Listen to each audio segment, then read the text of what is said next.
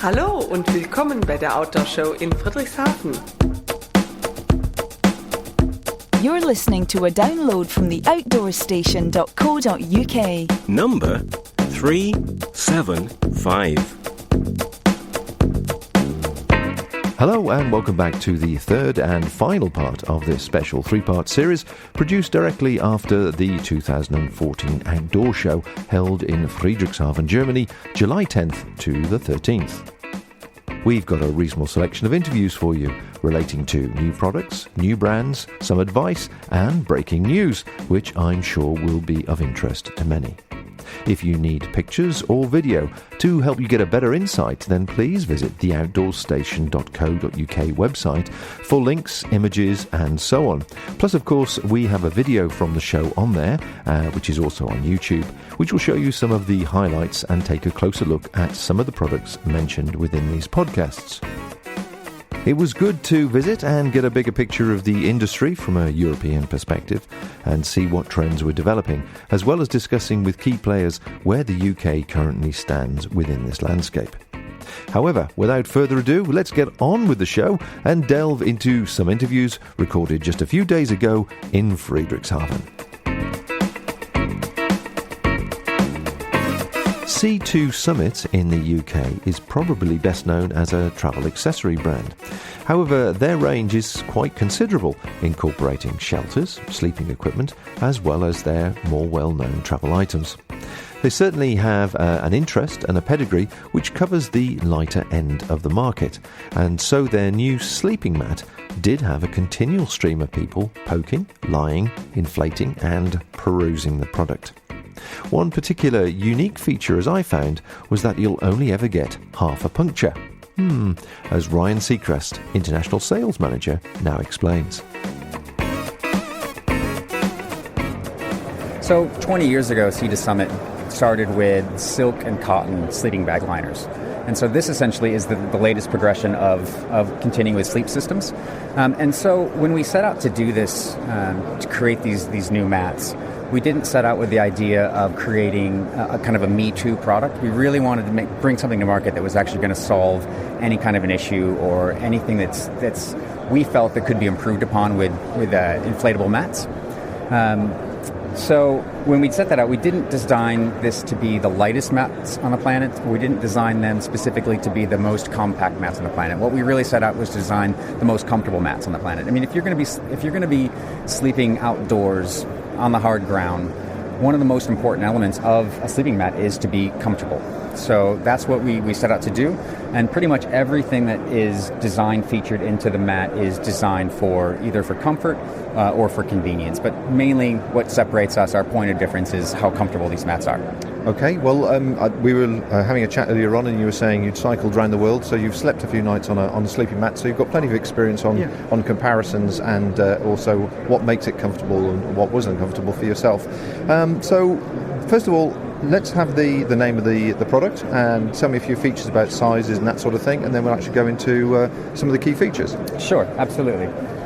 So essentially we just call these are our C2 Summit sleeping mats. All right, no special name. No special name, but within each model there's three main categories. And they're there to address the needs of different end consumers. So at the lightest end, we have it. It's just called the ultralight mat, just as you would expect.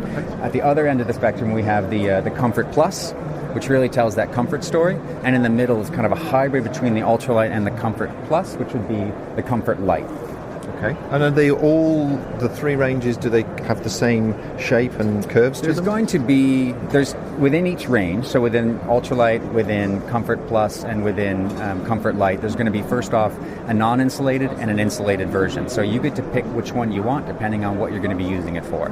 Within most of the range, except for the Comfort Pluses, you're going to have three sizes: small, regular, and large. And in sizes, what are we looking at? So starting with the large, in terms of its length and widths, 198 by 64 centimeters. Yeah. Centimeters, thank you. Regulars are going to be 183 by 55, and small is 168 by 55. Okay. And so they're 5 centimeters or 2 inches thick. And are they all that thickness? There's going to be 2.5 on the Comfort Plus. Okay. Now, obviously, you're now talking about, 6 different products if there's variations of each one. And so the TOG value, the insulation value for each one, the lowest to the highest goes from what to what? So the lowest would be our ultralight uninsulated, and that's at 0.7 R value. Okay. And then if you go all the way up to our Comfort Plus, has an R value of 5. Okay. That's the insulated double chamber. So we covered the R value, the insulation value, the range that you've got, which is quite extensive, and I do think the high value there is probably fairly unique in the marketplace at the moment. Now, the next thing would be obviously weights and pack sizes, because certain people like cycle tourists like yourself and hikers like to know that it's going to pack down well in their kit bag. So just roughly, if we just go through the small, regular and large pack size and weight. On the ultralight, essentially, which would be obviously our smallest and lightest and most compact, the weights are going to range from 325 grams for the small, it's going to be 355 grams for the regular, and 455 grams for the large. Rolled sizes are going to be, this is going to be 7.5 by 17 centimeters for the small. The regular will be 7.5 by 17 for the regular, so same, and then it's 7.5 by 20 for the large. Okay. Very little difference between the small and the regular. Right, well, we covered the technical specs, sizes and so on. You do allude earlier on to the comfort value, and that was the important part from the design process. So talk me through it. Absolutely. So one of the main features of our mats, and why we actually designed them the way they are, was to actually incorporate these things called air-sprung cells. So, notice as I'm pushing on each individual cell here, that there's no deformation anywhere else in the mat. So what that really allows it to do, the mat itself, is so it will actually adapt to your body. So it's really supportive, but at the same time, it doesn't create any hot spots in the mat.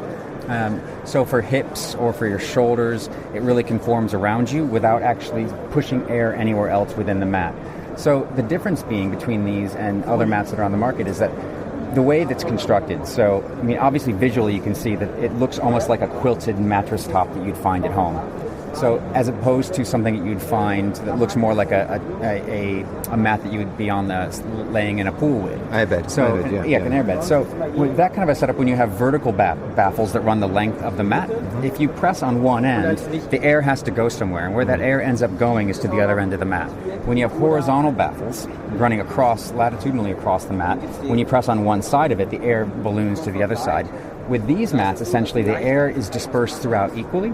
So you end up with a much more supportive and more comfortable sleep as a result of that. Well, just to agree with you totally, we were moving around in the tent last night before we obviously settled down, and when Rose sat on one end of the mat that we used that had long tubes in it, I popped up at the other end. So yes, I can totally agree with that, and I can see the spread of the tension is nowhere near as dramatic, is it? Exactly. It moves nicely. If I start to push on different elements while you're sitting on it, you can basically feel how this thing works in that sense, that it is distributing that load. Now, inside these mats, is there like a reflective sheet, any insulation, that sort of thing? Absolutely. So there's two main ways that you can lose heat in a mat. So you're always trying to avoid, the number one would be radiative heat loss. And so obviously that's just your body radiating heat out. So what we have in here is a non-woven film it's a reflective material called X-Kin platinum, and that essentially reflects the heat back at you. So that's one of the first elements of insulation. Now, that's going to be in every mat that we make. Now, our insulated versions actually add a whole basically level of, it's called thermalite, which is a hollow core microfiber, and that is actually trying to address convective heat loss. Because what happens in a mat, when you have an air mattress in here, is when you have radiative heat, basically you start these little convective air currents within the mat, and then so if you have a cold ground, cold ground on the bottom, warm air on top, then you have these convective heat loss. And that's essentially, the thermalite is in there and to prevent that from happening. So the combination of both of those gives you, in our top level mat, for R value of 5, which is pretty significant. The inflating of the matting then, which is the next most important thing, do you need specific equipment to inflate it, or can you inflate it obviously with the mouth? No, absolutely. There's 3 options really to inflate it.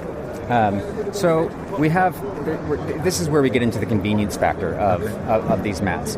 So with this valve right here, you basically have 2 sides of the valve. You have an inflate side, and if you pull this little cord right here, you can dump all of the air really quickly out of it. Oh, so is that a one-way valve? This is a one-way valve on one side, and then if okay. you pop this, you end up having it to be something that is, I'll just blow it for you.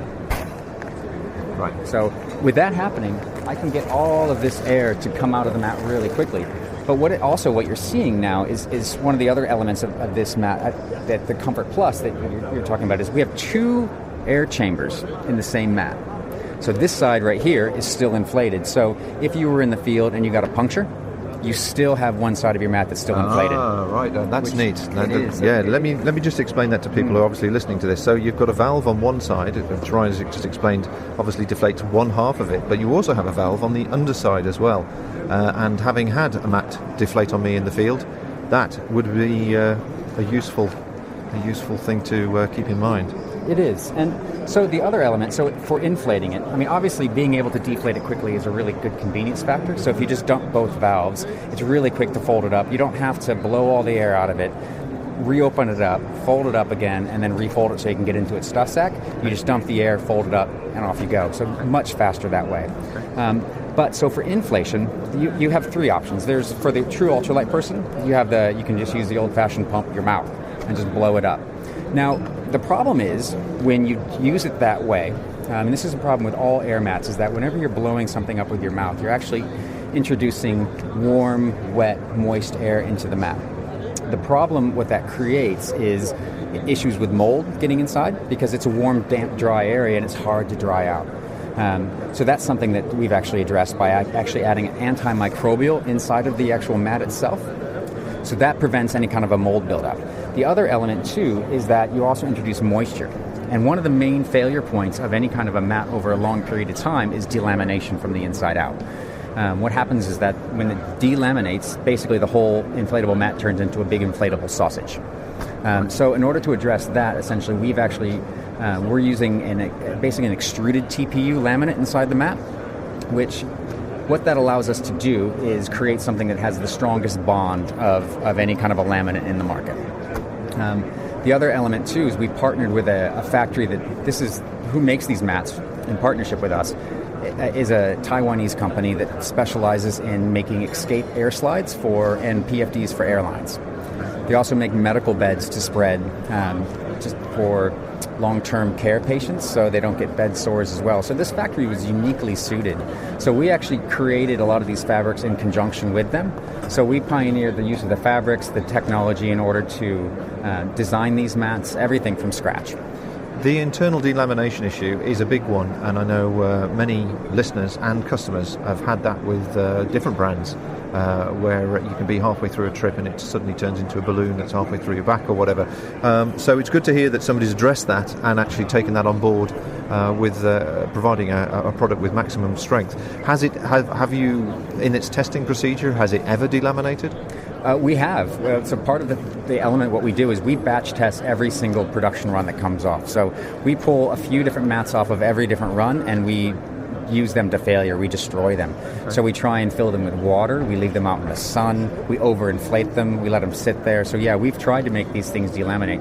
We can do it in a controlled environment, but over the course of the time of this, we're pretty confident with having the lowest failure rate of any mat that's going to be out there. Great, great. That's really good news. Well done for that. Yeah, no worries. And so I talked about the one way to fill them up, which was with your mouth. And so that's one of the things that, for an ultralight person, that's the way they're going to be using it. So the other elements, though, we have 2 other ways to inflate it. One, I'll just show you this one. This one's called the Airstream, and essentially what this is basically an ultrasil dry bag with a valve on it. Now, it's not revolutionary, but if I can show you how fast this is to inflate. Yeah, sure. So essentially what you do is you just pucker the lip of the valve, the lip of the dry bag here, the opening, and then I'm just going to blow from this length down into this giant bag. And if you look, just with one breath, I got that whole bag to fill. Yeah, it must be a 40, 50 litre bag, isn't it? Excuse me. I'd say, yeah, this is probably around that, at least 35. So basically, that was just using the Venturi effect in order to blow that up. Sure. So then I just push that onto the valve, and then we're going to reinflate this with just one push. There you go, it's reinflated. Okay. So it's really fast. So that's one option. that you can use. Can I just ask, is that bag, does it come in different sizes? Because obviously that's a useful size, but it would be more useful if it was slightly smaller. It's just going to be this size. Is that okay? And it's just designed to have a large volume, Okay. so it can fill. And so that is one element. You can still use that as a dry bag too. Okay. So the idea here is it's sure. something that you can use that does double duty. So if you want to pack your clothes or anything in that, you can. The other element we have is called the jet stream. Now the jet stream actually doubles as the stuff sack for this bag as well. So you can use this as one. But on the one end, it has a pump. So it's kind of like a little accordion bellows here. Yeah. So I can do the same thing. You can micro-adjust this valve too. Okay. So I can dump the air that way. So that way you can fine-tune that comfort. Okay. If you want to just let a little bit of air out. But then if I pop you in here, and you're using your stuff sack now, just to re-inflate that. Can I just ask that does every mat come with the stuff sack? Every mat does come with a stuff sack. Okay. This one, these two options that I'm showing you here are their additional accessories. So this will just have a standard siliconized nylon, really nice stuff sack, but It's not a pump stuff sack? nope, it's not a pump sack. If you want to have that, you're more than welcome to do it. Okay. There you go.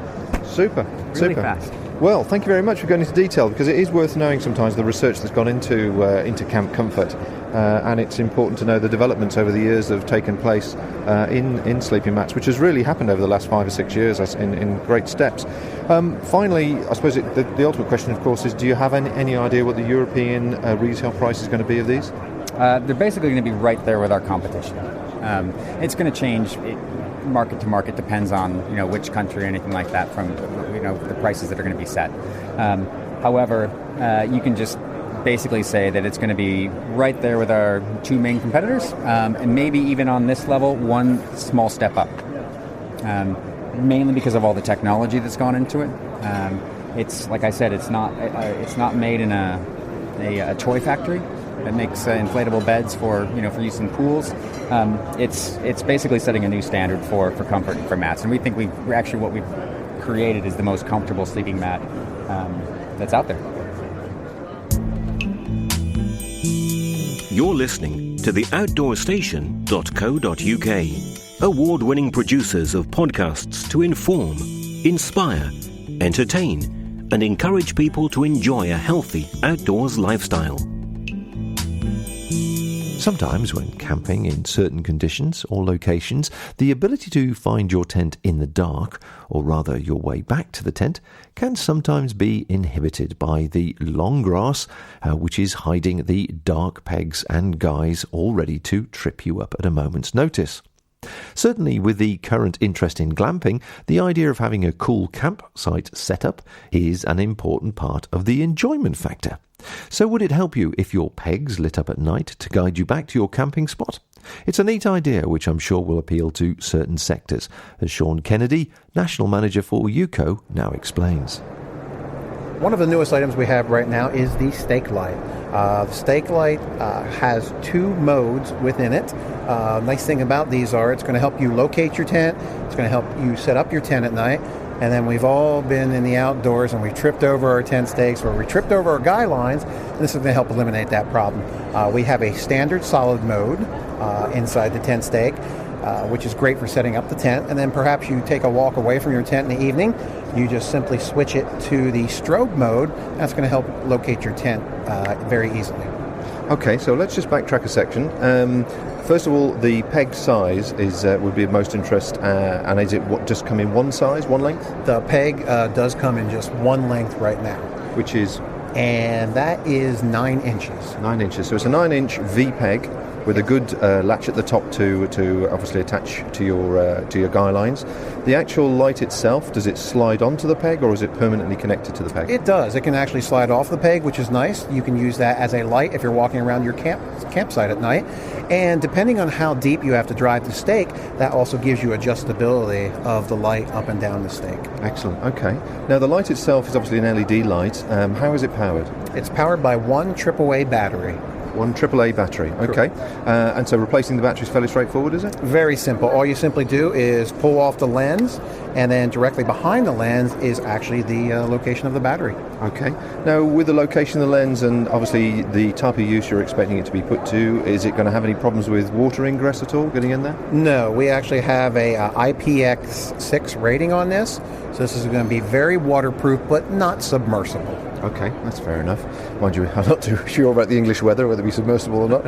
Okay, so I can see that it comes in two versions, although the light itself is probably, a couple of inches long on the actual peg itself? Yes. You've got two versions. Yeah, we have the white lit up version, or for those folks that don't want the bright white light, we actually have the RGB version also. Okay. And RGB stands for red, green, and blue, and we actually have one LED light inside there that changes lights, different colors, red, green, and blue. Okay, and so it's a fixed, steady colour, red, green, or blue. There's no white and there's no flashing. That's correct. Okay, and so what are you looking at as regards to retail price in Europe for these? Retail pricing in your market is, for the standard white 2-pack is going to be approximately $12. And then for the RGB, which is the red, green, blue version of the 10 stake, you're looking at right around $15. This podcast is dedicated to new gear. Everyone loves talking about shiny new gear.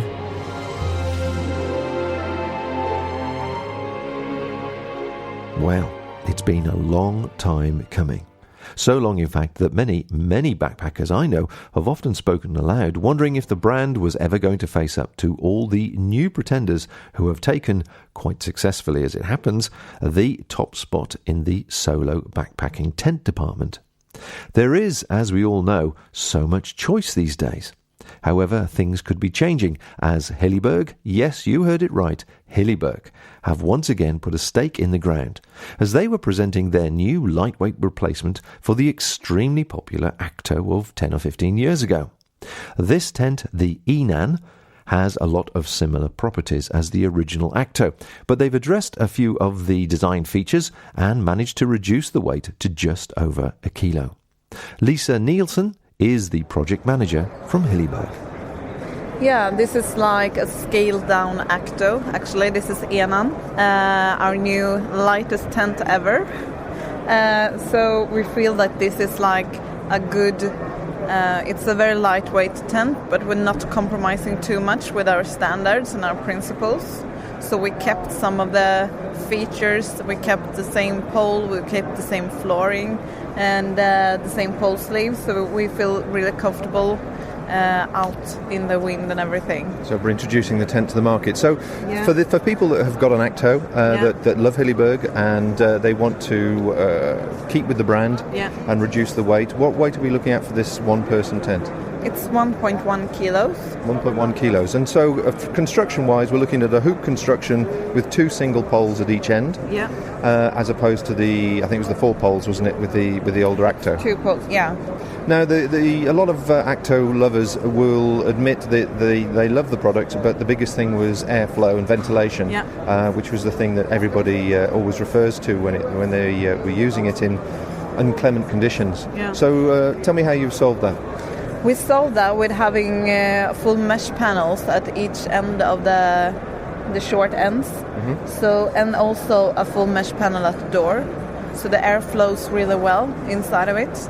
And as I told you before, even when I slept when it was pouring rain, I think that the airflow was really good, and I had no problem in the morning. Condensation? No, with condensation. Okay, and what sort of conditions have you used it in yourself? Basically in the Swedish mountains, like during this the spring. So you had all mix of weathers. Yeah, basically up in Sweden you have that kind of weather. Good. Now, it's obviously slightly different design from the Acto, going back to the single pole at each end here.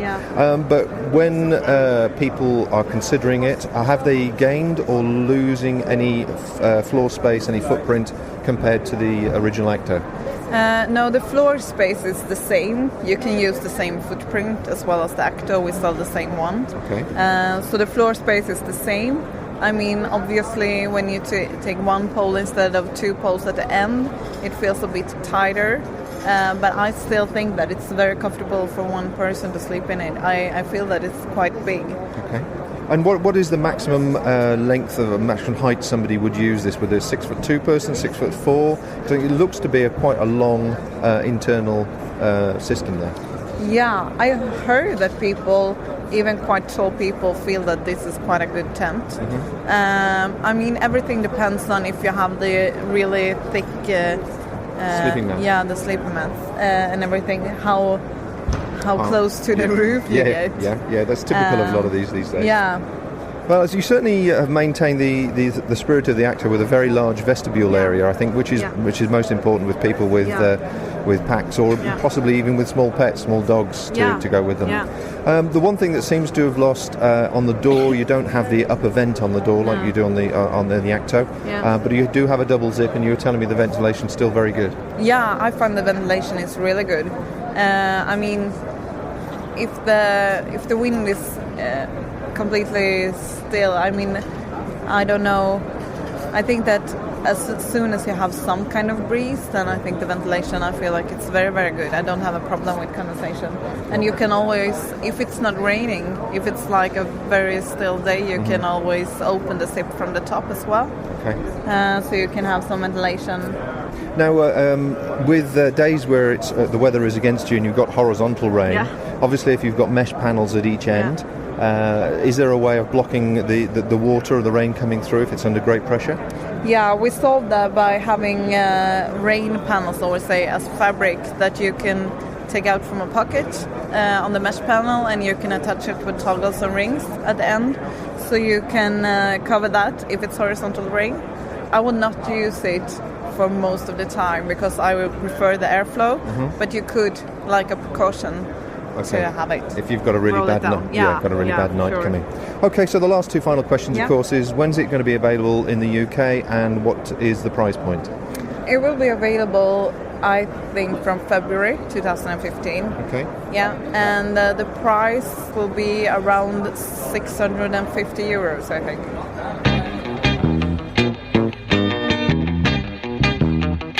You're listening to The Outdoor Station,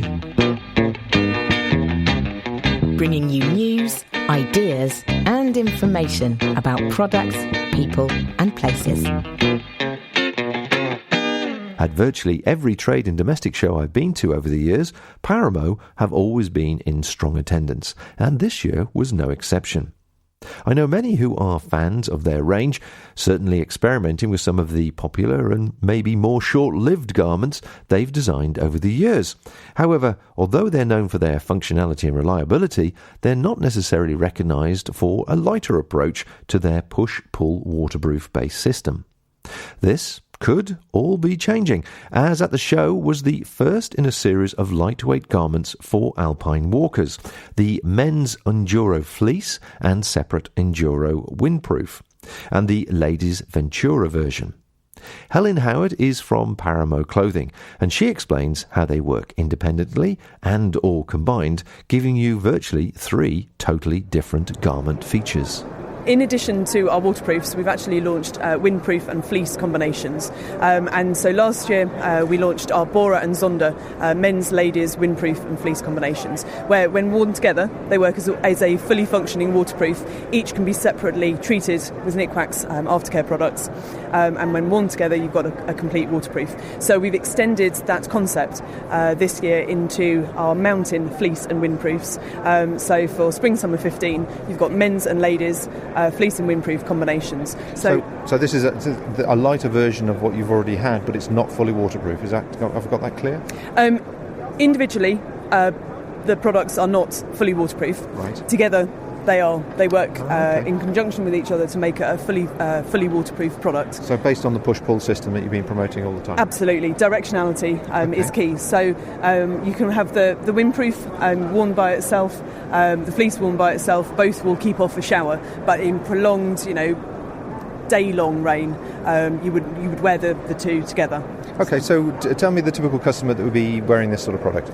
Okay, so the mountain products that are going to be new for spring-summer, men's Enduro fleece, ladies Ventura fleece. These are very much designed for mountaineers, alpinists, where they would like features that are conducive to their activity. So nice large hoods, clutter-free fronts, zips and poppers and pockets in the right places, but also plenty of ventilation as well. So careful thoughts have been put into the placement of the ventilation, both on the fleece and on the windproof. So you can actually vent right the way through to your base layer, irrespective of whether you're wearing the fleece and the windproof together. Okay. Well, we have a lot of listeners and a lot of customers that are Paramo fans, and they all say, probably without fail, that actually it's a great product, but what they find as soon as things start getting a bit hot, the weather starts getting warmer, they find it generally a little bit on the hot side. So I can see this would probably work also for the people who are wanting a cooler system. Absolutely. That would still give them flexibility. So rather than just sort of keep flip-flopping between them, let's just look at the fleece part of it here, the base layer here, just to describe some of the key features on there and why that would be of interest to people, and then just add the features, obviously the outer layer. Okay, certainly. Well, one of the main key features of the fleece is the fabric itself. So when most people think of a fleece, they think of something that has a fair amount of insulation, and the feel of this is far thinner than a conventional fleece. It's also a fabric that allows wind to pass through it. It's probably too strong a term, but certainly there is air permeability to it, so it's not nearly as warm as a fleece. Therefore it can contend with a good variety of temperatures. In terms of features, you've got a vent from elbow through right the way through to the torso on either side, which have two-way zips, so you can actually open up as little or as much as you would like to get air through to you. The hood has a peak to it, so you can actually really shape it nice and close to your head, so that you can wear that underneath the helmet if you would like. It has a nice large pocket on the side, and it also has hand warming pockets as well. So it's a smock design of fleece, and then moving across to the windproof, that's actually a jacket design. You don't want too many zips on top of each other, right. Then that becomes quite bulky. Yes, exactly. Yeah. So you do also have the vents on the windproof as well. So as mentioned, you can go all the way through to your base layer. So the vents on the windproof actually match the vents on the fleece as well. Designed systemically, so you can wear the two together. The difference with the hood is you've actually got a wired peak, but the size, the volume of it is that much greater. You can actually wear that externally on the helmet. Exactly, but you've got very good adjustment, so you can bring it in as close as possible. There's the hood adjustment. You don't want too many things in the way. Yeah. It's very much designed with that in mind. Okay, so if you didn't have a helmet and you were just wearing this for alpine walking or high region walking, you can adjust the hood so it didn't. Yes, exactly. You can still shape the hood to fit your head. You're not going to end up with too much excess fabric. The fleece material itself, it's a question that happens to all of us, and the thing that happens to all of us over the years, obviously, is the pilling effect after a couple of years' use. Has the material been tested to that sort of extent? Absolutely, yes. It's been extensively field tested, and as yet has not pilled. Excellent, that's what we'd like to hear. Well, of course, the final question is for people interested in a lighter version of their standard Paramo equipment would be availability and price points, and also any difference between the male and female. Absolutely. Okay, so the men's products are going to be available. Well, both men's and ladies' products are going to be available next spring-summer, around about April time. In terms of price, there's a benefit in buying the two together, buying the windproof and the fleece together. The men's Enduro fleece and windproof combination will be £235. When you buy them individually, the fleece is going to be £145, and the windproof will be £100. So you do make a little bit of saving there. There is a benefit to be had. In terms of weight, what there is the weight difference is minimal between wearing the waterproof and wearing the fleece and windproof. But obviously, it's the versatility that wearing the two garments gives you, so being able to contend with a greater range of temperatures and conditions. Okay. And the colourways for the gents and the ladies? So the colourways for the men's, so you've got a dark blue with a lighter, more royal blue, the reef blue. Then the ladies' ones are going to be the French navy with flame, so nice and differentiated. Then the fleece is going to be available in marl grey, both men's and ladies' versions. That was the third and final part of our special three-part series recorded at the outdoor show in Friedrichshafen. And my thanks to all the guests for taking the time to chat to us this year. It was good to see the ebb and flow of the industry and try and spot a few trends as they weave their way onto the retail floor. Of course, if you're seeking more information, photos or video of some of the products mentioned here, then please visit the Outdoor Station website, where you will find various website links and information where I have it. Don't forget, there is an accompanying video, which is also on the website, as well as on the YouTube channel, where you might get a bit more flavour than words can describe for the event itself and some of the products we've been discussing, along with various comments. Now, please remember, there are literally hundreds of podcasts on the Outdoor Station website, in iTunes as well as through the various RSS feed readers, all covering numerous aspects of self-powered travel. And there's almost 400 available, all of course free of charge. So plenty to keep your MP3 player topped up, and we will do our best to keep you entertained and informed as time goes by. So until next time, folks, thanks for listening. We'll see you soon, and bye for now. Thank you for listening to this podcast. To hear or see more from our extensive free library, please visit theoutdoorstation.co.uk. Auf Wiedersehen und vielen Dank für den Besuch bei der Outdoor Show in Friedrichshafen.